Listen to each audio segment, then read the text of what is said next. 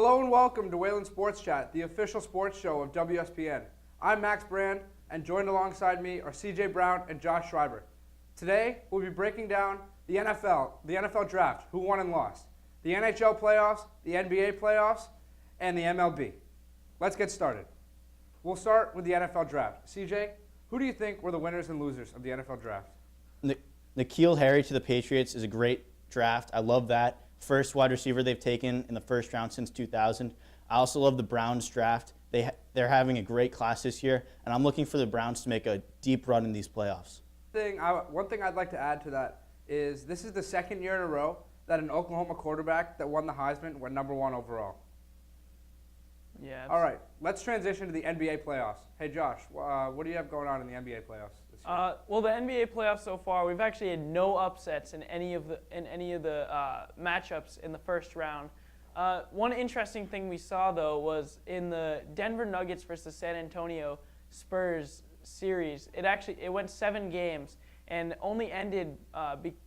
Part of the reason was because in Game 7 the Spurs were not able to foul the Denver Nuggets. It was really LaMarcus Aldridge. You could see Coach Greg Popovich just screaming at Aldridge to foul. They were down by 4 with about 30 seconds left, so it was really crucial that they weren't able to foul in time. Another thing that was really interesting, a big story, was Damian Lillard put the Trailblazers on his back, leading them past the Oklahoma City Thunder. The Thunder really just had no chance against the rolling Blazers, with Damian Lillard hitting a deep three to send them on to the next round. And then the Boston Celtics, after a really shaky regular season, they really came on strong, going right past the Indiana Pacers, sweeping them in 4 games. So it's great to see that the Celtics they're not struggling without Marcus Smart as of yet, as they won Game 1 against the Milwaukee Bucks, shutting down Giannis Antetokounmpo with a big game from Al Horford. So that's really good to see. Hey, Josh, what do you think of our Boston Celtics? Well, as I just said, the Celtics, they really are looking very good, and absolutely nothing like how they looked in the regular season. Kyrie Irving has done a great job spreading the ball around, getting it to open teammates. And I was watching Game 1 against the Bucks. As the announcers mentioned in that game, they never missed the guys who were cutting to the basket, getting those easy buckets which really opened up the 3-ball for them. And Kyrie Irving, with 11 assists in Game 1, that's his playoff career high. That's a really great performance from him. Another thing to mention is that the Celtics have yet to lose a game in the playoffs so far, and they just have rolled over the teams. We really haven't had a close game yet this postseason, and It's just great basketball that the Celtics are playing right now, and they're peaking right at the right time. And we saw this last year with the Celtics. Even though they're playing basically their backups, they still made it to the Eastern Conference Finals. We just peak at the right time, and we're doing a great job right now. So, CJ, my next question for you is, who do you think is the Celtics' biggest trouble in the Eastern Conference? Right now, I'd have to say the Bucks, because Giannis is just such a good player. And he has 3-point shooters around him, so when he drives to the basket, he can dish and look to them.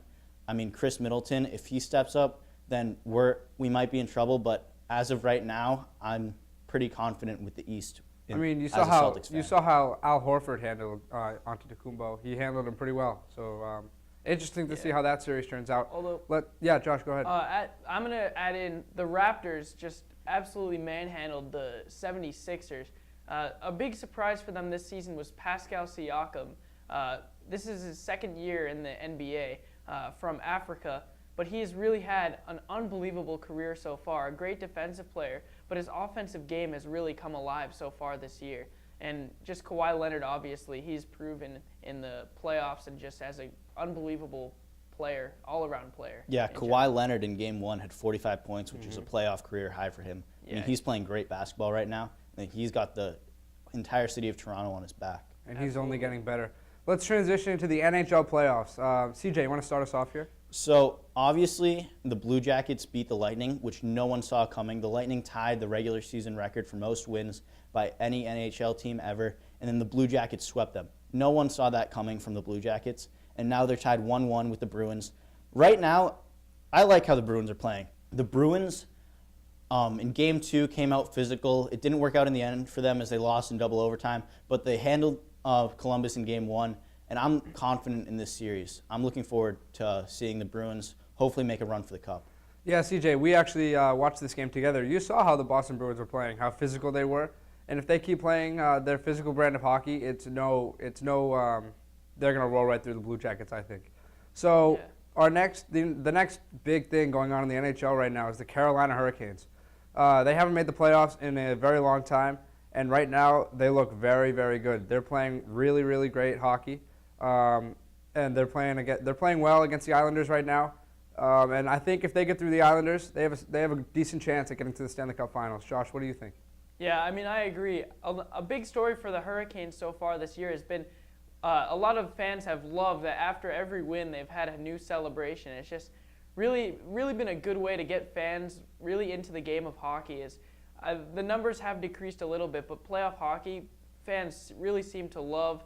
With the Hurricanes playing well, I think it's great for the sport. Another story we've seen so far was in the first round, the Islanders just rolled. They just rolled through that round. They got through with a sweep. So I think that's really important to watch them throughout the year. Yeah, they made Sidney Crosby and the Penguins look really, really bad. Yeah, absolutely. Which is a hard thing to do in the NHL. Mm-hmm. Mm-hmm. So now our last topic of the day, the MLB. Hey, Josh, get us started with the MLB here. So the first thing is for the Red Sox. I just want to ask first of all, is it really a time to panic for the Red Sox and Chris Sale? Chris Sale is now 0-5 with an ERA in the 7s. The Red Sox have gotten out to a slow start, but I just want to ask CJ anyways, do you think it's really time to worry for the Red Sox? In my opinion, Josh, it is. I mean, the Red Sox team last year was fantastic, obviously 108 wins in the World Series title, but we just have not had that same mojo going for us this year. I mean, last year, you turn on the TV and the Red Sox would be winning. It was almost like clockwork. This year, it's the opposite. We're losing most of our series. I mean, yes, we had that sweep of the Rays, but I mean, Chris Sale, who's supposedly the best pitcher in baseball, has just, players have been mashing him. I mean, he let up a 2-run home run in the first inning yesterday. That's just unacceptable from our ace. And I'm not really happy with how the Red Sox are performing this year. I mean, we've had a couple of injuries, a couple of guys on the DL, but we have to kick it into gear. Yeah, I'm going to disagree with you a little bit with that it's time to panic because if you look at their record, they're I believe 11-17 right now. Not great, but really what fans were really looking for the Red Sox was to have everyone was expecting they'd have a terrible bullpen after losing Craig Kimbrell, who frankly was actually very bad in the playoffs last year. But their bullpen has really stepped up and has actually been probably their best aspect so far. So I'm not worried if they're gonna keep playing like this. Obviously, that's something to worry about. But I think that the starting rotation will really get going, and then once the starting rotation gets going, the offense will start to click.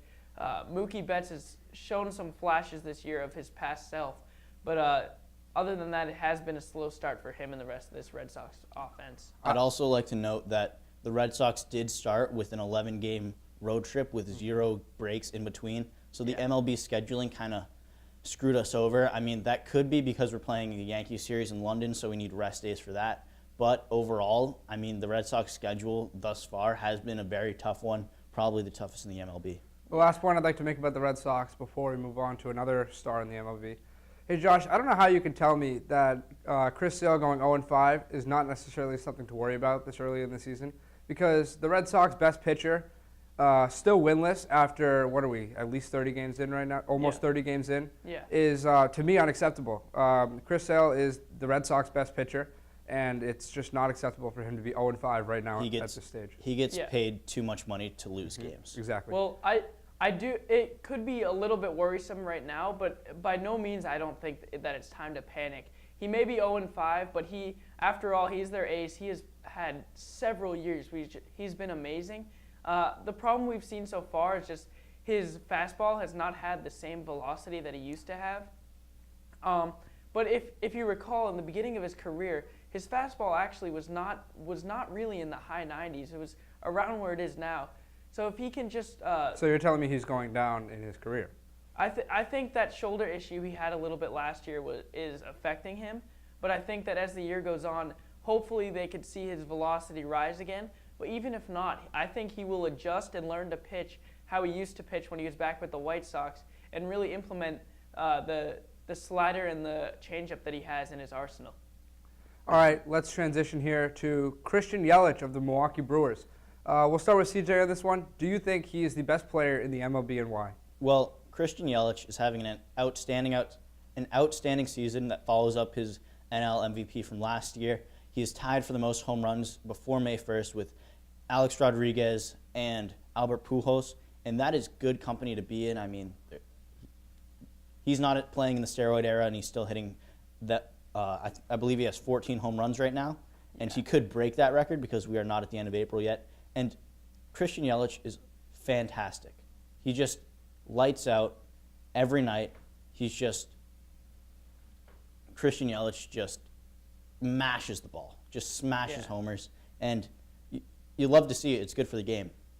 Yeah, I agree with you, CJ. And along with Yelich, who's really played out of his mind, hopefully he is okay after he left a game with back soreness a few nights ago. But also, we have to look at Cody Bellinger. On Sunday night, he hit his 14th home run. That is tied with Yelich for the league lead this year. And again, he is tied with Alex Rodriguez and Albert Pujols. And as you said, that's amazing company to be with for the most home runs before May 1st. So really, we're looking at Cody Bellinger and Christian Yelich right now as the best players in baseball. But we can't forget about guys like Mike Trout. Obviously, Mookie Betts has been slumping this year. Aaron Judge is hurt. Several other guys. But right now, the front runners are probably Bellinger and Christian Yelich for at least NL MVP. I mean, but for the longest time, the MLB has been looking for its face. I mean, since Jeter, the MLB hasn't had that player, kind of what the NBA has in LeBron, what the NFL has in Tom Brady. They don't have the face of their league. And who I'm looking for to become that face of the MLB is Vladimir Guerrero Jr. At only 20 years old, he's playing for the Toronto Blue Jays, and he is fantastic. He hit his first career hit, bottom in the ninth, RBI double. Stand-up double. Stand-up double. He has a promising future. Obviously, his dad, Vladimir Guerrero, Hall of Famer, and he has the same swing. He hits dingers all the time. I'm looking forward to seeing him progress. I mean, he's only 20 years old and he's playing in the MLB. That's an accomplishment in and of itself. Yeah, he's unbelievable, and everyone talks about his hitting, but also he has an unbelievable arm. He has an absolute cannon at third, so he could be amazing to watch in the future of the MLB. Most certainly. All right, it's time to wrap it up here on Wayland Sports Chat. Thank you for tuning in, and catch us next time for episode 3 here at WSPN.